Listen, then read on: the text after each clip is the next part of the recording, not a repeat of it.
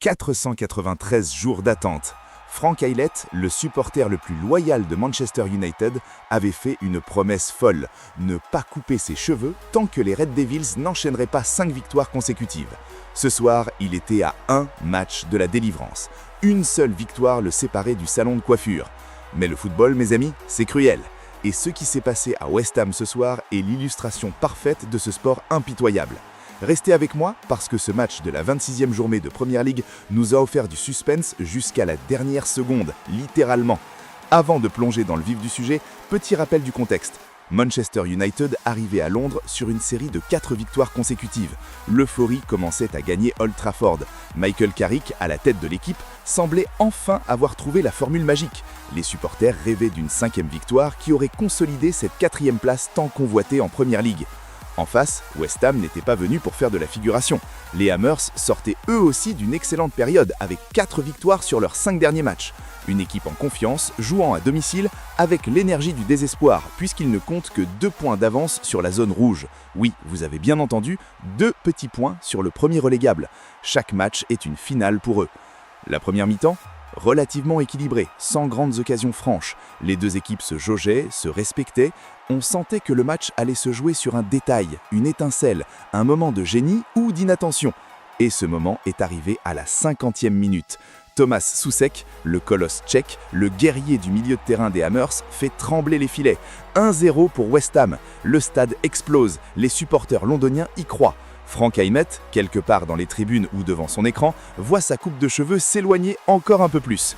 Manchester United doit réagir, et ils réagissent. Les hommes de Carrick se lancent à l'assaut du but défendu par Hermansen. Vague après vague, attaque après attaque, ils font le siège de la surface adverse. Mais voilà le problème, faire le siège c'est bien, créer de vraies occasions de but c'est mieux. Et sur ce point, les Red Devils ont été frustrés pendant 40 longues minutes. Hermansen était vigilant, la défense de West Ham tenait bon, et surtout, cette fameuse efficacité devant le but manquait cruellement à United. Les minutes défilaient. 70e, 75e, 80e, 85e, le temps joué contre les visiteurs. 90e minute, l'arbitre annonce 6 minutes de temps additionnel. 6 minutes pour sauver la soirée. 6 minutes pour éviter de repartir bredouille de Londres. 6 minutes pour ne pas décevoir Frank et ses cheveux interminables. Et là, à la 90e plus 6, dans la dernière action du match, Benjamin Sesko surgit. Le jeune attaquant slovène, comme sorti de nulle part, trouve la faille et égalise. 1-1, c'est l'explosion côté Manchester United, la déception côté West Ham. Un but arraché au forceps dans les ultimes secondes qui vaut de l'or. Alors, comment analyser ce résultat ? Pour Manchester United, c'est un moindre mal. Ils conservent leur 4e place au classement, restent invaincus et ont montré du caractère en ne lâchant jamais.